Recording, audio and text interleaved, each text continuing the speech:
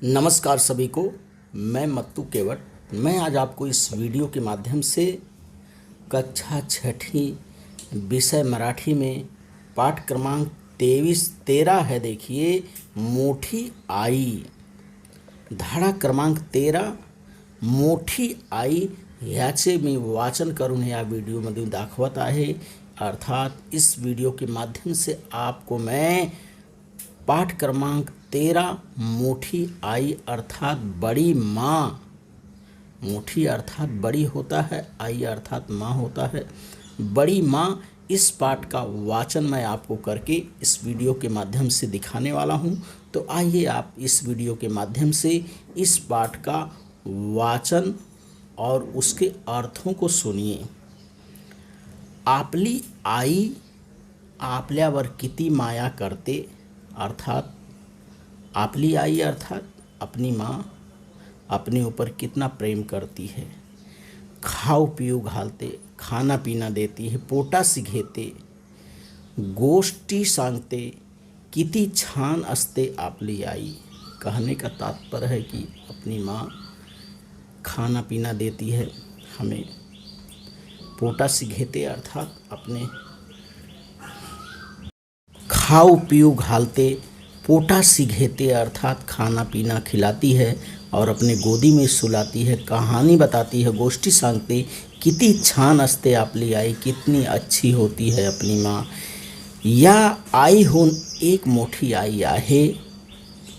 इस माँ के अलावा भी एक बड़ी माँ है, ती देखील किती छान आहे, वह भी कितनी अच्छी है। तिने तुम्हाला आम्हाला लागणारी प्रत्येक गोष्ट तैयार के लिए आहे। वह जो बड़ी माँ है उसने हमें और तुम्हें लगने वाली सारी चीज़ों को क्या किया है, तैयार किया है। कोणत्या न कोणत्या स्वरूपात दिली आहे, किसी न किसी रूप में उसने हमें सब कुछ दिया है। हे जेवणाचे ताट पहा, यातला प्रत्येक जिन्नस मोठी आई होती म्हणून मिळाला आहे। यह अपने भोजन की थाली को देखिए, अपनी बड़ी माँ है, इसलिए इसमें जो भी वस्तुएं हैं, खाद्य पदार्थ हैं, वो हमें क्या हुए हैं, प्राप्त हुए हैं। तुम ही राहता ते घर, आप जो रहते हैं वह घर भी, त्याला लागणारे लाकूड दगडसुद्धा त्या आईने दिले।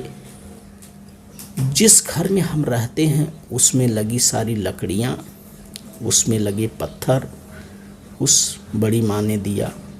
कोण बरे असी ही मोठी आई, तिचे नाव भूमि जमीन।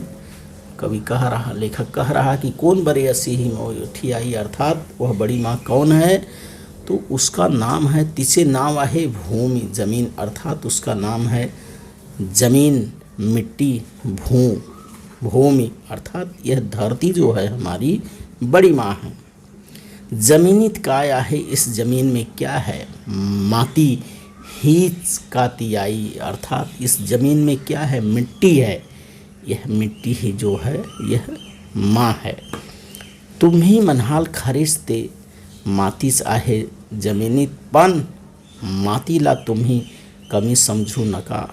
माती आहे म्हणूनच आपण जिवंत आहोत। अर्थात जमीन में क्या है, हिचकाती आई, यही है वो माँ। तुम्ही मनाल खरेच ते, आप कहेंगे कि सचमुच मिट्टी ही क्या है, जमीन है। पण मातीला तुम्ही, इस मिट्टी को आप कम मत समझिए। मिट्टी है तभी हम क्या हैं, जिवंत हैं। माती आहे म्हणूनच आपण जिवंत आहे, मिट्टी है इसलिए हम क्या हैं, जीवित हैं, जिंदा हैं। अब देखिए, जेवणाचे ताटातला प्रत्येक जिन्नस मोठ्या आईने दिला। लेखक कह रहा है कि भोजन की थाली में जो परोसा जाता है उसमें का प्रत्येक पदार्थ जो है इस बड़ी माँ मिट्टी ने ही दिया है। म्हणजेच तो जमिनीतून निर्माण झाला, अर्थात वह जमीन से के माध्यम से ही प्राप्त हुआ है। गव्हाची पोळी, गेहूं की जो है पूड़ी, जोंधळ्याची भाकरी, अर्थात जोंधळ्याची भाकरी मतलब जोंधड़ा ये फल है और उसकी क्या भाकरी मतलब मोटी रोटी। तांदळाचा भात, चावल का जो है भात, गहू, तांदूळ व जोंधळे कुठे तयार होतात? शेतातच न. पाटी पेन्सिलचे मऊ दगडही जमिनीतच सापडतात. अर्थात गेहूँ हो गया, चावल हो गया, जोंधड़ हो गया, और ये सब कहाँ तैयार होते हैं? सब ज़मीन में ही तैयार होते हैं। पाटी हो गई, लिखने वाली जो पाटी है, और पेंसिल है, मऊ दगड़ ही, और जी ये मुलायम दगड़ अर्थात पेंसिल लिखने वाली, खड्डू जो है, चौक जो है, ये सब कहाँ प्राप्त होते हैं? ये सब जमीन से ही प्राप्त होते हैं। चहाची साकर घ्या, ती ऊसापासून करतात, पण ऊस उगवतो कुठे? जमिनीतच. राखेल कुठे सापडते? जमिनीतल्या खाणीत. केळी, कवठे, पेरू, आंबे, नारळ, द्राक्षे, फणस इत्यादी तुम्हाला आवडणारी फळे जमिनीमुळे मिळतात। अर्थात चाहाची साकर घ्या, अर्थात चाह में जो डालते हैं वो शक्कर, वो किससे तैयार होती है? ती ऊसापासून करतात, अर्थात वो शक्कर जो है गन्ने से तैयार होती है। पण ऊस उगवतो कुठो? और ये गन्ना जो है ये कहाँ उगता है? ज़मीन में उगता है। राकेल कुठो सापडतो? रॉकेल जो है, केरोसिन, यह कहाँ प्राप्त होता है? जमीनीतल्या खाणीत। यह जमीन के खान में प्राप्त होता है। केळी, कवठे, पेरू, आंबे। केळी अर्थात केला हो गया, कवठे, पेरू अर्थात अमरूद, आंबा, नारळ जो हो गया नारियल, द्राक्षे अर्थात अंगूर, फणस अर्थात कटहल इत्यादि। तुम्हारा ये सब हमें पसंद होने वाले जो फल हैं ये सब कहाँ प्राप्त होते हैं? जमीनीमुळे मिळतात, अर्थात ये सारे जो हैं हमें इस भूमि से, इस जमीन से ही प्राप्त होते हैं। जमीन नसती तर यातला एक ही जिन्नस मिळाला नसता। यदि यह मिट्टी, यह जमीन नहीं रहती तो हमें एक भी वस्तु प्राप्त नहीं होती। साऱ्या भाज्या, जगातील सारी फुले, औषधांची सगळी झाडे जमिनीतूनच जीव धरून वाढतात। आहे ना आपली आई मोठी? जमीन नसती तर, यदि मिट्टी या ज़मीन नहीं रहती तो एक भी वस्तु प्राप्त नहीं होती। सभी सब्जियां जो हैं, भाजियां हैं, जगातली इस दुनिया के सारे जो फल हैं, औषधि अर्थात दवाइयां हैं, सगळी झाड़े यानी सारे वृक्ष जो हैं जीव धरून वाढतात, अर्थात ये सब इस जमीन या मिट्टी में ही ये बढ़ते हैं। तो आहे न आपली मोठी आई, अर्थात तो ये मिट्टी जो है अपनी बड़ी माँ हुई न। तुम ही वापरता ते कपडे, आप जो पहनते हैं वो कपडे हे सूताचे आणि रेशमाचे आहेत। सूत कसाचे असते? कापासाचे। कापूस कुठून मिळतो? कापासाची झाडापासून। रेशीम कुठून मिळतात? रेशमाचे किडे असतात, तुतीच्या झाडावर ते जगतात। ही कपासाचीच व तुतीची झाडे जमिनीतच वाढतात। जमीन प्रत्येक जिन्नस निर्माण करते हे तुम्हाला यावरून कळून येईल। कहने का तात्पर्य है कि हम जो कपड़े पहनते हैं वे कपड़े भी कहाँ तैयार होते हैं? ज़मीन के अंदर। सूत से और रेशम से तैयार होते हैं। सूत कहाँ मिलती है? सूत कसाचे असते? सूत जो है वो कापूस का तैयार करते हैं, कपास से। कापूस कुठे मिळतो? कापूस कहाँ मिलता है? कपास, कपासीच्या झाडावर कपास का खेत, वृक्ष पर वो तैयार होता है, पेड़ पर तैयार होता है। और एक कापूस जो है, कपास का पौधा जो है ज़मीन में होता है, खेत में होता है। रेशम कुठून मिळतात? रेशम हमें कहाँ से प्राप्त होता है? रेशमी कीड़े से प्राप्त होता है। तूतीच्या झाडावर ते तगतात, अर्थात सहतूत के वृक्ष पर ये रेशम के कीड़े पाले जाते हैं। ही कपासाचीच व तुतीचे झाडे जमीनातच वाढतात, अर्थात ये कपास के पौधे और सहतूत के जो पौधे हैं वृक्ष, वे कहाँ बढ़ते हैं? जमीन में ही उत्पन्न होते हैं। जमिनीतच प्रत्येक जिन्नस निर्माण करते ही तुम्हाला यावरून करते। इससे आपको ज्ञान होता है कि प्रत्येक वस्तु जो है यह जमीन से ही तैयार होती है। चांदी, रुपये, पितळ, तांबे या सगळ्यांना खाणी मोठ्या आईच्या पोटात सापडतात। चांदी हो गया, रूपा हो गया, पीतल हो गया, तांबा हो गया, इन सब की जो खाने हैं इस बड़ी माँ अर्थात इस जमीन के ही गर्भ में मिलती हैं। पोटा सापड़तात अर्थात इस बड़ी माँ के ही गर्भ से ये सारे वस्तुएं प्राप्त होती हैं। चांदी, सोना चांदी, रूपा, पीतल ये सब जमीन से ही तैयार होती हैं। पीतल तांबे कथील नसते पण आपण भांडी कशाची केली असती। सोने रुपे नसते तर दागिने कसे मिळाले असते।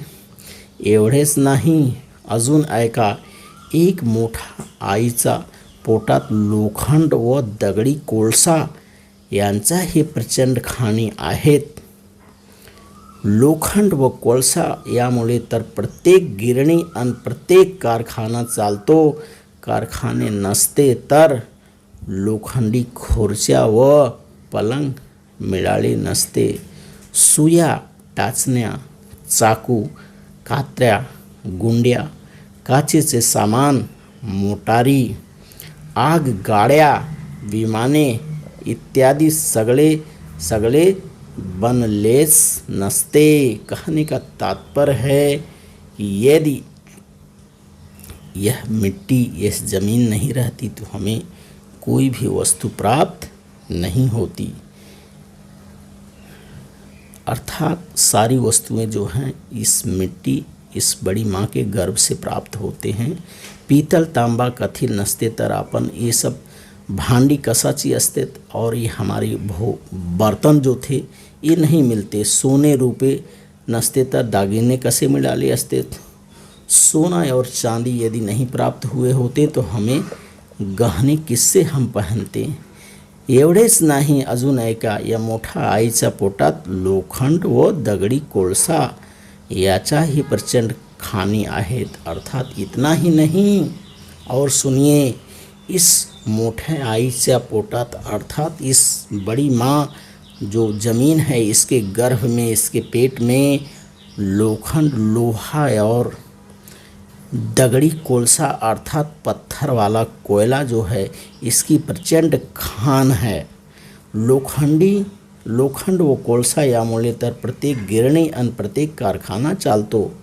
लोहे और ये पत्थर वाले कोयले से जो बहुत बड़ी बड़ी गिरनी है, गिरनी अर्थात कारखाने हो गए, वे कारखाने जो हैं इस लोहे और पत्थर वाले कोयले से ही चलते हैं। कारखाने नसते तर लोखंडी कुर्सियाँ व पलंग मिलाले नसते। यदि ये कारखाने नहीं होते तो हमें लोहे की कुर्सियाँ और सोने के लिए पलंग नहीं मिलते। सुया, टाचना, चाकू, कात्र्या, गुंड्या, काचेचे सामान, मोटारी, आगगाड़ा, विमाने इत्यादि सगळे बनलेच नसते। अगर ये कारखाने नहीं होते तो सुई से ले करके और बड़ी बड़ी वस्तुएं जो हैं, टाचना अर्थात पिन हो गया, चाकू, कात्र्या अर्थात कैंची हो गई, गुंडिया और कांच का सामान जो हो गया, मोटर गाड़ियां हो गई, वाहन हो गए, आग गाड़ियाँ हो गई अर्थात बिजली ईंधन से चलने वाली, डीजल से चलने वाली गाड़ियां हो गई, और वायुयान हो गए, जहाज हो गए, ये सब हमें प्राप्त ही नहीं हुए होते। अर्थात ये जो मिट्टी है और इस मिट्टी के माध्यम से ही, इस बड़ी माँ के गर्भ से ही सारी वस्तुएं क्या होती हैं, प्राप्त होती हैं। लोखंड आणि कोळसा नसता तर सांगा, या दोन गोष्टी देणारी मोठी आई नव्हे काय। यदि लोहा और कोयला नहीं होता तो सोचिए क्या होता।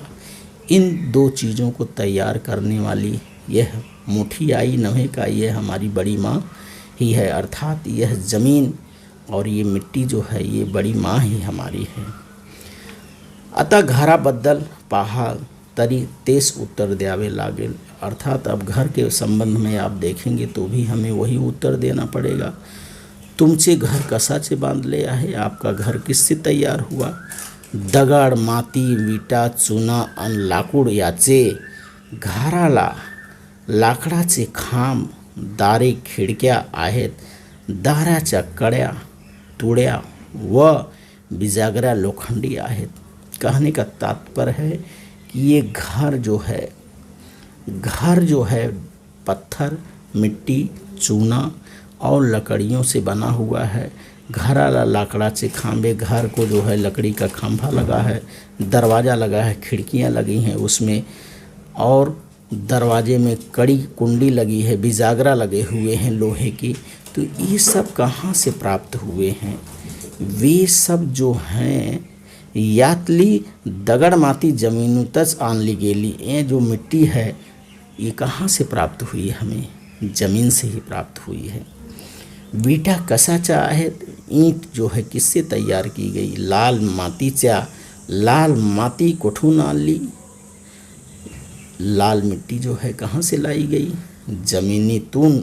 अर्थात ईंटें जो तैयार हुए हैं वे जमीन की मिट्टी से ही तैयार हुए हैं। चूना कुठे मिलतो, चूना कहाँ मिलता है? जमिनीतच, जमिनीत चून खडीचे खडक असतात। चुना या खडकापासून तयार करतात। लाकूड कुठून आणले? मोठमोठ्या रानातील वाळलेली प्रचंड झाडे तोडून हे आणले। दाराला लोखंडाच्या बिजागड्या, कड्या, कुलपे, खिळे बसवले आहेत।